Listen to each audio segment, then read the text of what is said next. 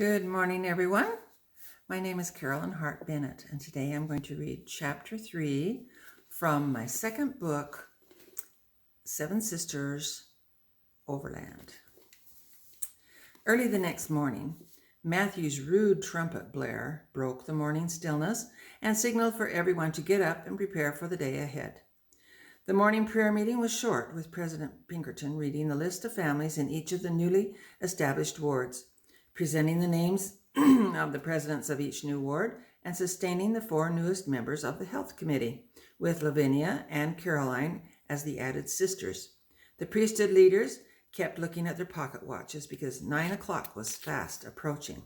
They all wondered if anyone would show up after President Tippett's invitation for all interested citizens to join them on the wharf to learn more about Mormonism. The saints scanned the walkways. All they could see were a few dock workers moving about and some vendors pulling carts full of goods to sell. Just as the three presidents were about to give up, they saw a stout woman walking toward them, tottering left, then right under the weight of a large carpet bag in each hand. President Pinkerton stepped to meet her. "Greetings, Sister Aurora Abigail Moore, Elders Cherry Decker Schneider," she rattled off to everyone's surprise. "Welcome to our Sunday morning meeting, Sister Schneider." "Schneider will do. I came to join your company and travel with you to Utah." The three looked at each other with raised eyebrows. "Well, Sister Schneider," said President Tippett, "I don't know if you can do that. There are difficulties." "I'm prepared to meet all your requirements. What are they?" "Well, first you have to pay your fare in full, in advance." "That won't be a problem," she said, as she fished in her pocket, pulled out a large handkerchief, and untied the corners. There she displayed a double handful of gold coins. The presidents nodded their heads in approval. They were satisfied she could pay her fare. "Probably the most important requirement is that you need to be a member of the Church of Jesus Christ of Latter-day Saints." "That won't be a problem." "You mean you're already a member?" queried President Larkin. "No, I'm not a member, but I'll be baptized." "Do you know anything about our church?" asked President Pinkerton. "I know one thing. Your people have a certain glow about them. I can tell they love this church because they've given up their homes, their countries, their friends, neighbors, and extended family for it. And I want to be part of it too." "Well, what about your family?" President Tippett pressed. "Don't have one." "Everyone has a family, Sister Schneider." "I used to, but now I'm alone. My parents died in a fire when I was 12. The saints oohed sympathetically. "I was an only child and was taken to an orphanage in upper state New York, where I stayed until I was 16. Then I married Mr. Elders. He got killed in a runaway buckboard accident." The crowd gasped. "My second husband, Mr. Cherry, died of a burst appendix." The saints began to mutter among themselves, not believing the tragedy of it all. "My third husband, Mr. Decker, loved drink better than he loved me. One night he got drunk at a tavern, and when he was walking home, he crossed a river on a plank, fell off, and drowned." The saints were aghast. "My fourth husband, Mr. Schneider, ran off with our hired girl just 4 months ago. I haven't seen him since. You might say I've had some bad luck with husbands. I'm thinking I might find someone out in Utah to marry who won't run off or die on me." The saints couldn't help but chuckle at her humor. She appeared to be taking everything in stride. "What about children?" "Never had any, but I did have 2 miscarriages and 3 stillborns." President Tippett continued his interview. "There are a lot of things about our religion that you might find hard to believe. For instance, when the founder of our church, Joseph Smith, was only 14 years old, he didn't know which church to join, so he prayed about it in a grove of trees near his home. While he was praying, a light appeared over his head, and there in the light he saw God the Father and his Son Jesus Christ, who were standing above him in the air. They told him that none of the existing churches had the same gospel Jesus Christ established when he lived on earth." "I can believe that." "Later, an angel appeared to Joseph and told him about a book written on gold plates that had the history of an ancient people who lived on the American continent before it was discovered." "The Book of Mormon?" "Yes. Have you read it?" "No, but I will. Just give me a copy or I can buy one. I'll read it in a week." Stepping away, President Tippett conferred with Larkin and Pinkerton and then turned back. Sister Schneider, I'm going to use my authority here, since there's no one higher to consult with about this.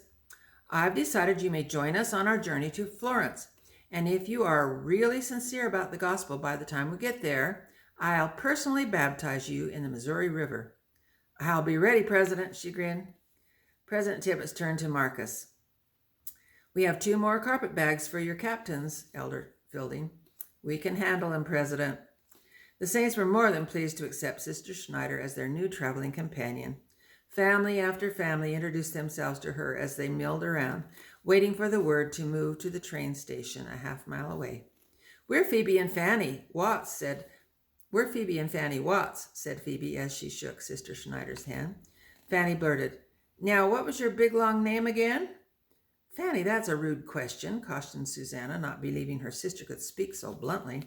No worries, Sister Watts. Most people are curious about my name. Then she articulated slowly. It's Aurora Abigail Moore Elders Cherry Decker Schneider. It does trip off the tongue, said Susanna. How do you remember all those names? Said Phoebe, not thinking about Susanna's admonition to be polite. I just picture all my husband's faces, and it's easy, she said, cackling. Trying to salvage the conversation, Susanna intervened. In any case, we are very happy to have you join our company, aren't we, girls? The girls grinned as they nodded their agreement. Sister Schneider was still chuckling to herself when she got waylaid by other well-wishers. The Saints were finally given instructions to carry their handheld luggage to the Albany train station, which took them just under 20 minutes to walk. They looked forward to their new experience on the rails of America. The cars were not luxurious by any means, but were certainly adequate for the train trip across New York State. The Saints were grateful to be sitting in seats with backs on them instead of being packed together on the deck of the St. John. A loud whistle sent chills through the 7 sisters as well as their neighbors, and with a jerk, the train lunged forward and startled the comfortably seated company. That was the last comfort they felt on the herky-jerky lunging and swaying of the cars as they continued jarring the riders. What are we riding on, a pile of bricks? Asked Caroline. Alinda May was holding her stomach with both hands, trying to give it support. It had tightened up and was starting to move in all directions. She moaned. Caroline put her arm around her to try to make her movement less. Eleanor went to the other side and also added support. Linda May began to perspire. Her eyes were watering. Pray, please, she pleaded. Everyone around her began uttering prayers. Happily for Alinda May, the bumpy tracks evened out after the hellish start, and the clickety-clack of the train wheels finally settled into a rhythm that began to feel better to everyone. Elder Fielding, Susanna said as he passed by, may I ask you a question? Of course, Sister Watts, he said, smiling as he sat down in an empty seat across the aisle from her. Why was our ride so unbearable when we started off just now? We are trying to avoid the Civil War that is raging to the south of us, by traveling north to Albany and then across the state of New York and into Canada for a while, but we can't avoid it altogether. The troops from both sides of the war are periodically using the railways to transport their troops and supplies from one battlefield to the other. They are trying not to involve civilians in their fighting, but sometimes it happens. They try to disrupt the movement of the opposition any way they can. They sometimes pry the rails out of position to impede the other army's advances. Fixing the rails back in place is an arduous task and not one that is done very carefully or accurately. Finding men to perform these tasks is also difficult, with so many involved in the war. Susanna tried hard to listen, but she was having a hard time putting the delightful evening of dancing with Marcus out of her head, so she just smiled adoringly and said, That makes a lot of sense, Elder Fielding. They continued talking freely and naturally for the next while as they transitioned into many other topics. It was a wonderful afternoon of reminiscing and laughter, which went quickly for them, but others weren't as eagerly engaged, and many grew drowsy and passed the time sleeping. After traveling all afternoon, the train finally slowed down and pulled into a scheduled stop where the passengers could run to find and purchase their evening meal. The small amount of edible rations that had been given them when they left the Amazon was mostly eaten up on their stay at Castle Garden and on their trip up the Hudson. They were all feeling the discomfort of gnawing hunger. The only rations left were beans and rice, and they were like chewing gravel. It was impossible, of course, to cook anything while on their train ride. As they gathered at the depot landing, 2 crewmen climbed on top of the train and one yelled through a megaphone, "Attention passengers! You have 45 minutes to do what you have to do here in Utica. We will blow the train whistle 3 times, and 10 minutes after that, we will be on our way, with you or without you." He paused to let the announcement sink in, and then added an ugly aside to the lineman next to him, loud enough for all to hear. "I hope these Mormons can comprehend my instructions. It would be such a pity to leave them out here in the middle of New York." The other lineman was equally sarcastic as he drawled, "Take your time, brothers and sisters." President Tippett felt humiliated, but bit his lip and turned to his flock. "President Larkin will be in charge of you while you are in town. President Pinkerton and I will remain here with those staying in the train." Then, feeling a bit rebellious, he couldn't resist. "And, like our gracious trainman said, please don't dally." The saints chuckled discreetly. "How does our identity always precede us?" Eleanor asked her sisters as she and Caroline prepared to go into town. "It doesn't matter how much we try to blend in, does it?" Eleanor studied Alinda May's pale face. Her eyes were starting to flutter. Eleanor took a hold of her arm and shook it a bit. "How do you feel?" she questioned. Alinda May came back to her senses. "Weak," she whispered. "Don't worry, I'll bring you some food," said Jane, who was ready to go into town with Hugh. "I'll stay here with Susanna and the twins and help Alinda May," said Eleanor. "You two better hurry and catch up to the rest." Caroline and Lavinia agreed and took off at a brisk clip. Alinda May leaned on a post that was holding up the wooden roof over the portion of the tracks where Eleanor gave her support on the other side, "Find some water, sisters," Eleanor directed. The Watts siblings, walked around the train depot. Soon Fanny's yelling let her sisters know she had located water. Susanna scooped a pailful out of a barrel to take to Alinda May. Caroline and Lavinia were out of sight by the time they got Alinda May back into the car. Susanna retrieved a cup and got some water to give to Alinda May, while Eleanor dipped a cloth in the water and wrung it out and patted it on Alinda May's forehead and cheeks. The twins fanned her with their skirts, and she gradually started to look better. Caroline and Lavinia made their way into the little village and into the bread shops down the center street, but the men passengers had managed to beat them there and had purchased all the bread that was available for their own families. The girls were disappointed when they only found a few eggs to buy. "I don't know how raw eggs are going to go down with our sisters," said Lavinia. "I can hardly stand to look at one when I'm cooking it." Caroline gulped. "I've heard that if you're hungry enough, anything will taste good. I surely hope that's true." The time in town went quickly, and before long the saints heard the train whistle in the distance. Everyone's ears perked up, and they quickly finished up their purchases. They poured out of the shops and joined the river of people moving down the street toward the depot. Everyone carried their food with great anticipation of filling their stomachs when they got back on the train. George ended up walking next to Lavinia and Caroline. "I can't believe we turned up our noses at the food on the Amazon," said Caroline. "What I wouldn't give for a bowl of split pea soup right now. And sea biscuits with all their jumpers would be a delicacy to me," laughed Lavinia. In front of them were the sisters-in-law, Louise Walmsley and Agnes Nightingale, who had been so wearisome on the Amazon voyage due to their constant grumbling natures, and just like when they were on the Amazon, they began to murmur again.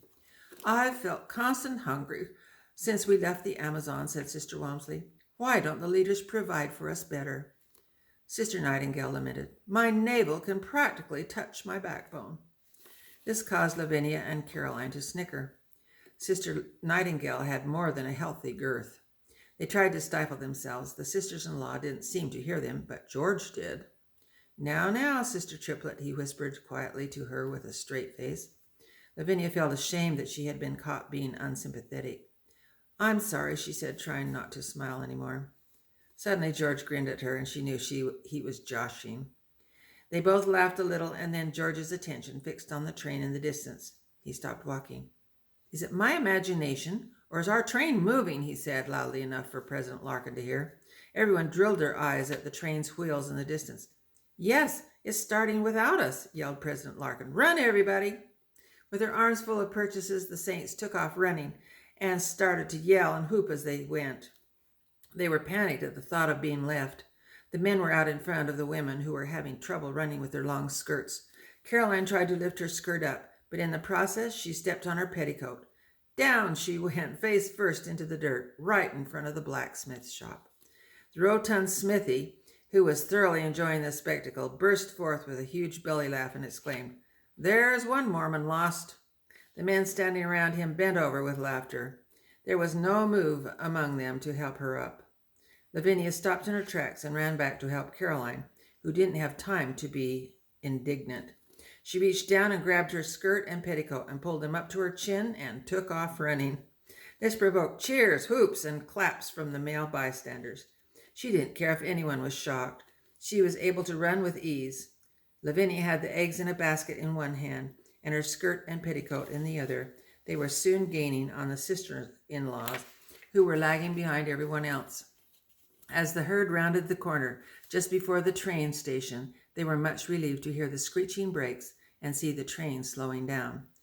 The Saints finally reached the train platform and began coughing and gasping for air. Their chests heaved as they tried to recover from their strenuous run.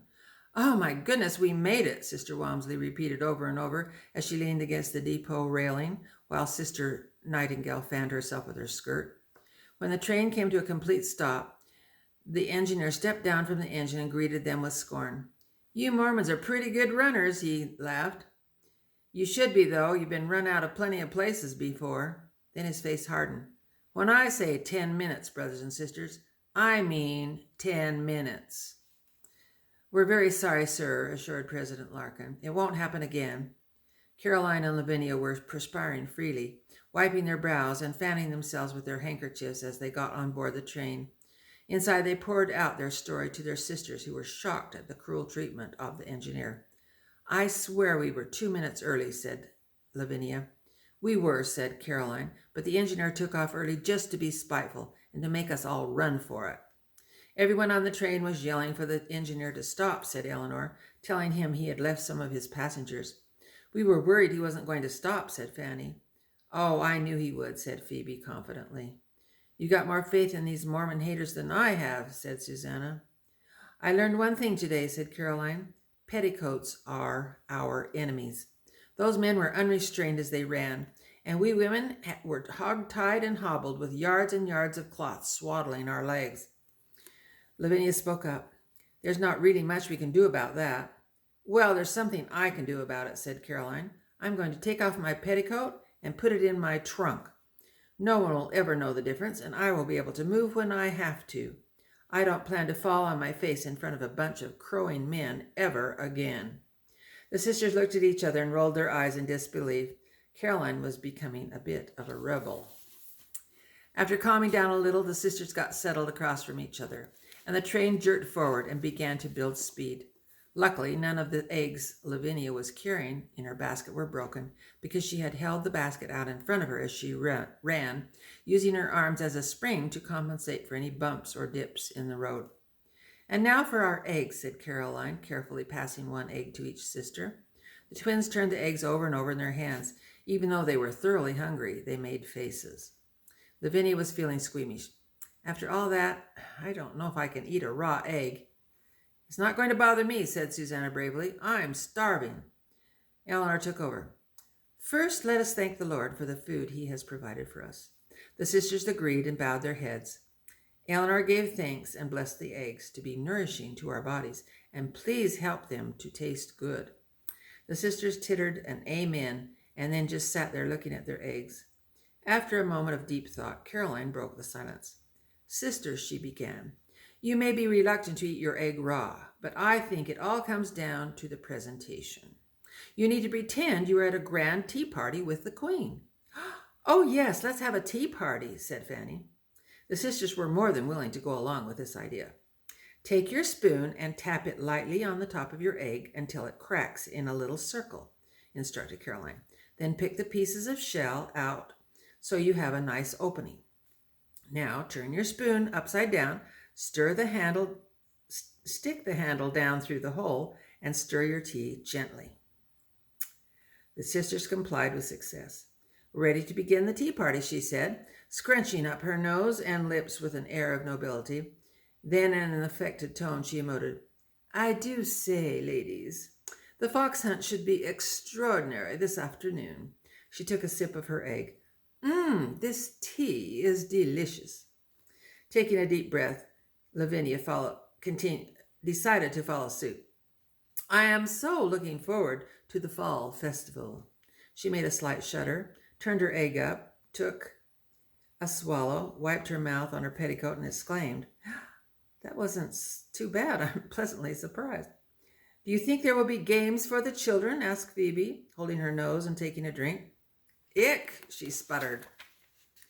Fanny followed and drained her egg in one gulp. Delectable, she said, wiping her mouth on her sleeve. Do you have your gown for the masquerade ball next month? Asked Eleanor, closing her eyes and trying her egg. Ahem, she mused. I like this tea. It was Linda May's turn next. She took a little sip, and the sisters waited for her reaction. Remarkable, she stated with a smile. The sisters agreed. Eleanor held up her egg. I'd like to make a toast. Here's to the 7 sisters. May we all enjoy our journey across America to Zion, and may we all learn to like raw eggs. The sisters carefully touched their eggs together and downed the rest of the yellow tea, feeling like they had accomplished quite a distasteful task. That's the end of chapter 3. Over and